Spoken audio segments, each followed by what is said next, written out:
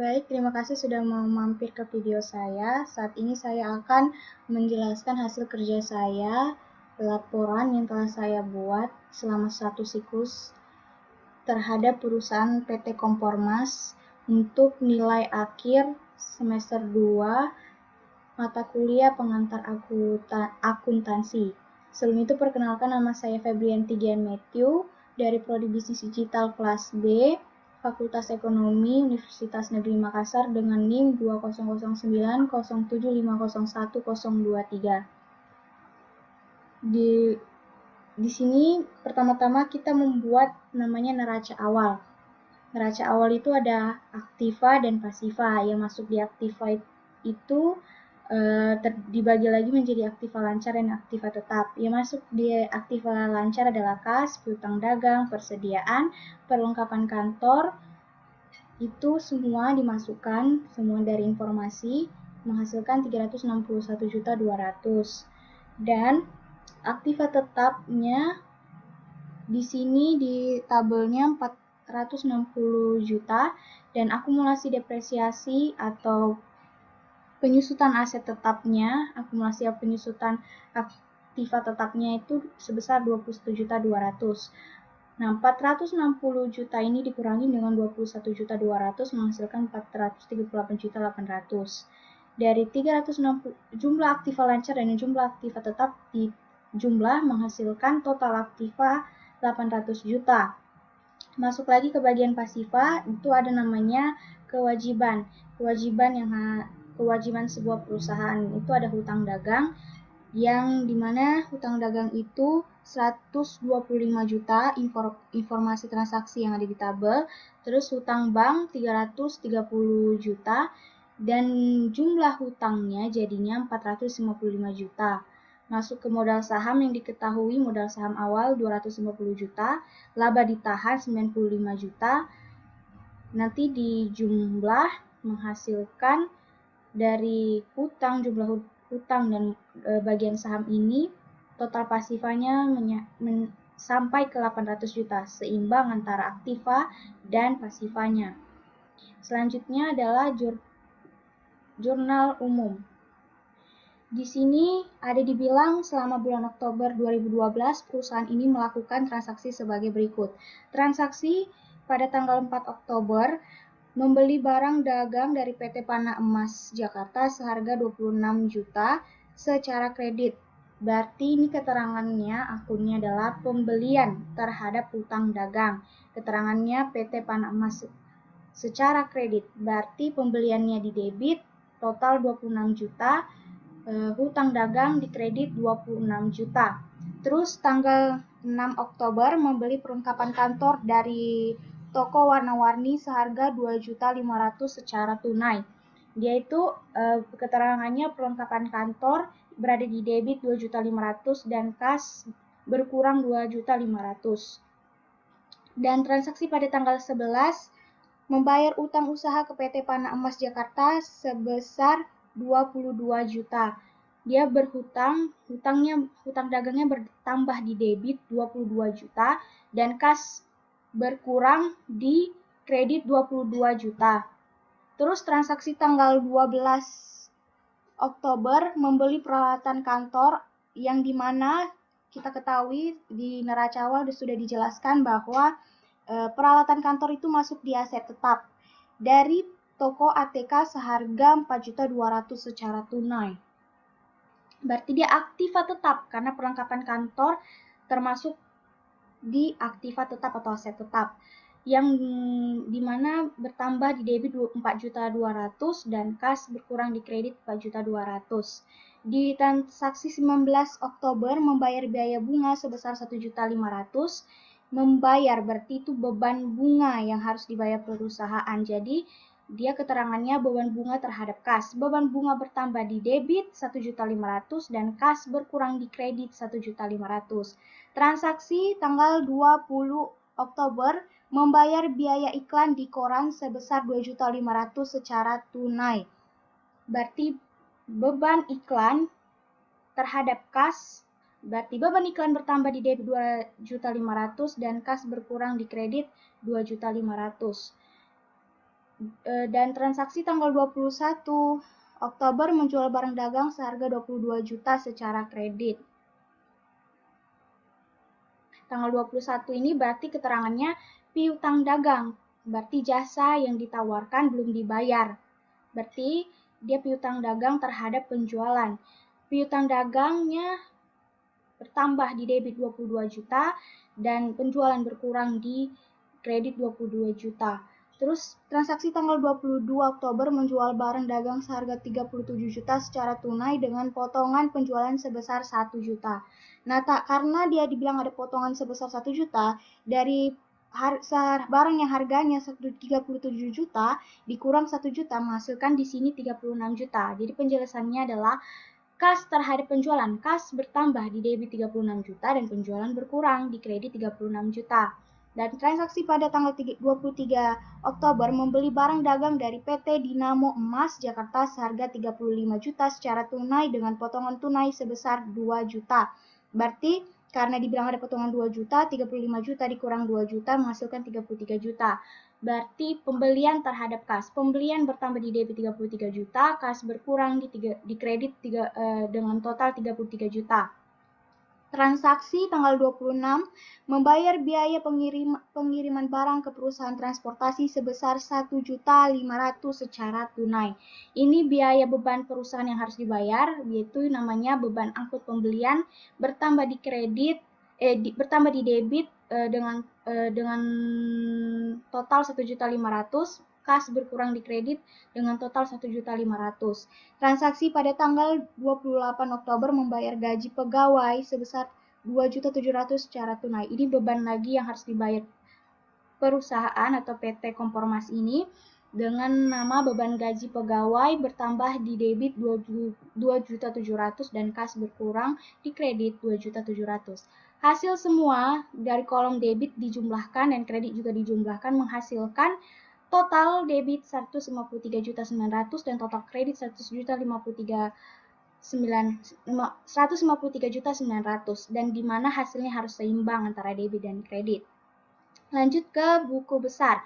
Buku besar ini kita transaksi-transaksi yang terjadi antara kas semua kita satukan, kas dan kas, piutang dagang dengan piutang dagang. Kita masuk ke kas. Kas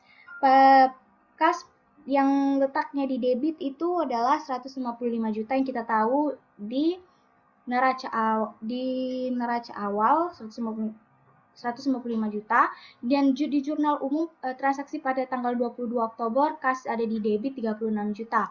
Transaksi pada tanggal 6 Oktober, 11, 12, 19, 22, 3, 26, dan 28 Oktober itu transaksi kas ada terletak di kredit. Semuanya kita lampirkan, kita input ke dalam dan total kas di debit 191 juta, total kas di kredit 69.900.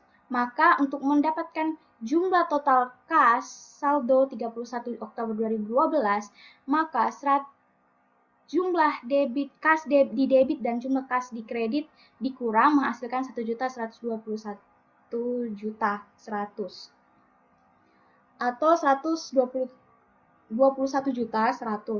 Nah, selanjutnya seperti itu semuanya, seperti piutang dagang, persediaan awal, semuanya kita masukkan ke buku besar sesuai dengan transaksi yang terjadi.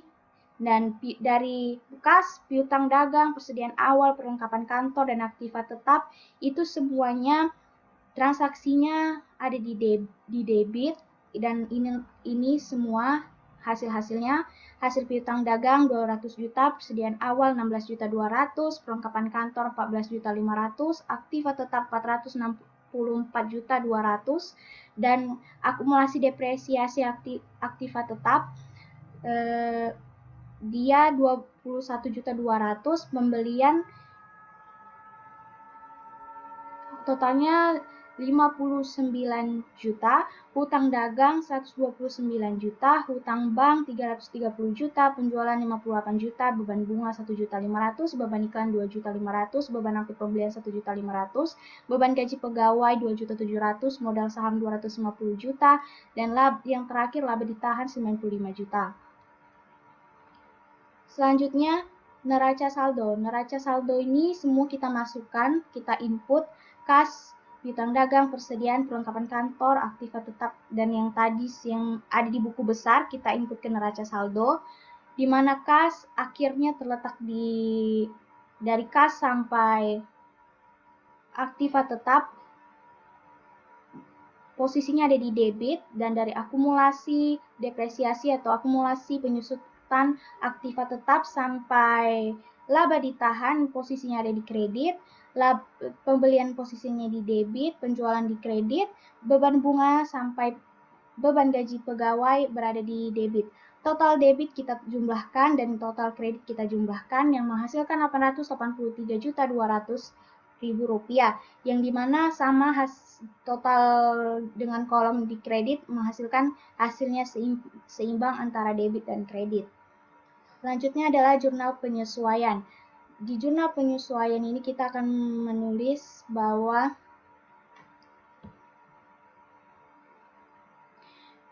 terjadi transaksi ikhtisar laba rugi terhadap persediaan itu sebesar 16.200.000, persediaan di kredit 16.200.000, juga persediaan terhadap ikhtisar laba rugi 15.500.000 dan di kredit 15.500.000. Selanjutnya transaksinya adalah beban perlengkapan kantor terhadap perlengkapan kantor itu 1 juta di debit dan 1 juta di kredit. Selanjutnya beban depresiasi aktiva tetap dan akumulasi depresiasi aktiva tetap debit di 500, kredit 500. Beban depresiasi aktiva tetap dan akumulasi depresiasi aktiva tetap debit 100, kredit 100. Total debit dan kredit menghasilkan 34.200.000 yang dimana debit dan kredit juga seimbang. Selanjutnya adalah neraca lajur atau yang biasa disebut kertas kerja atau worksheet. Di sini dari yang sudah kita buat tabel-tabel tadi kita satukan semua ke neraca lajur atau kertas kerja seperti neraca saldo, jurnal penyesuaian, NSSD, laba rugi, dan neraca.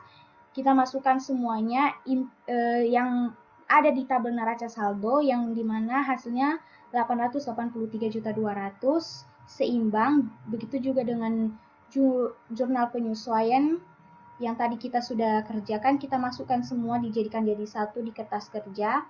Baru di NSSD ini kita jumlahkan tabel dari neraca saldo dan jurnal penyesuaian, di mana di sini 121.100.000 tetap, 200 juta tetap. Nah, di sini ada 16.200.000 di debit dan kredit dikurang dengan 16.200.000 menghasilkan hasilnya 0 dan sisa di debit 15.500.000. Terus di sini 14.500.000 di kreditnya 1 juta. Berarti 14.500.000 dikurang 1 juta menghasilkan 13.500.000 di debit. Dan 464.200.000 tetap di debit. Dan dari 21.200.000 kredit ditambah 1.500.000 di kredit karena kredit dan kredit ditambah menghasilkan 22.700.000 di kredit. 129 juta tetap di kredit, 330 juta tetap di kredit, 250 juta tetap di kredit, 95 juta tetap di kredit, 59 juta tetap di kredit, debit. Terus 58 juta tetap di kredit, 1.500.000 tetap di debit, 2.500.000 di debit, 1.500.000 di debit, 2.700.000 tetap di debit.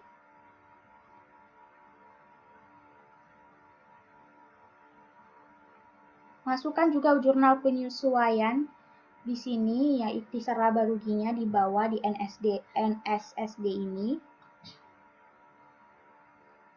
Yang dimana totalnya seimbang juga,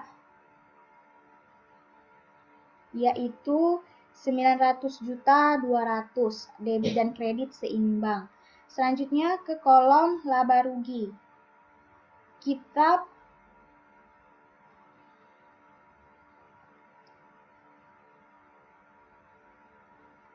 jurnal umum. Berarti jurnal umum pembelian kita dari pembelian itu 59 juta, tetap baru masuk juga ininya tetap, menghasilkan di debit 85.900.000 tapi di kredit 73.500.000, mengalami kerugian dengan selisih 12.400.000 dengan 12.400.000 letak di kredit, menghasilkan 73.500.000 ditambah 12.400.000 sehingga hasilnya menjadi seimbang antara debit dan kredit. Selanjutnya terakhir di neraca lajur, neraca itu kita masukkan semuanya yang bagian neracanya saja, neraca saldo sampai ke laba ditahan sehingga menghasilkan 814.300.000 dan sedangkan kredit 826.700.000 tidak seimbang, mengalami kerugian di debit 12 juta dengan selisih 12.400.000 dan sehingga debit dan kredit mengalami keseimbangan yaitu dengan harga 826.700.000. Selanjutnya rugi, laporan laba rugi. Ada penjualan 58 juta dari neraca saldo kertas kerja atau neraca lajur, kita input semua ke sini menghasilkan jumlah harga pokok HPP harga pokok penjualan 61.200.000 dan jumlah beban 9.200.000. Itu laporan laba rugi. Oke, masuk ke perubahan modal. Perubahan modal ini ada modal awal 250 juta, laba ditahan diketahui di tabel 95 juta, rugi tahun berjalan tidak ada, jadi 250 juta ditambah 95 juta menghasilkan modal akhir 345 juta. Selanjutnya adalah neraca. Ini sama dengan neraca saldo, neraca awal sebelumnya, ada aktivanya dan aktiva lancar dan aktiva tetap. Total aktivanya 791.600.000 dan pasifanya total pasifanya adalah 804 juta. Selanjutnya kita masuk ke arus kas atau namanya cash flow. Di sini kita masuk arus kas operasional. Kas masuk di kas masuk yang terdiri dari penjualan, piutang dagang, terus persediaan, akumulasi, depresiasi, aktiva tetap. Semuanya dengan jumlah kas masuk 135.500.000, kas keluar terdiri dari perlengkapan kantor, hutang dagang, hutang bank, pembelian, beban bunga, beban iklan, beban angkut pembelian, beban gaji pegawai, beban perlengkapan kantor, beban depresiasi aktiva tetap, semuanya yang ada di informasi kita masukkan sehingga menghasilkan total kas keluar 375.800.000 dan total dari kas keluar dikurang dengan total kas masuk sehingga 375.800.000 dikurang 135.500.000 menghasilkan jumlah arus kas operasional 240.300.000. Selanjutnya arus kas investasi. Kas masuk tidak ada, kas keluar itu adalah terjadi transaksi aktiva tetap sebesar 464.200.000 sehingga jumlah arus kas investasi 464.200.000. Selanjutnya arus kas pendanaan. Kas masuk modal 250 juta, laba ditahan 95 juta sehingga totalnya 345 juta. Kas keluar tidak ada sehingga jumlah arus kas pendanaan 345 juta. Sehingga semuanya ditambah jumlah arus kas operasional, jumlah arus kas investasi, jumlah arus kas pendanaan sehingga jumlah saldo adalah 121.100.000 di mana ada terjadi pengurangan.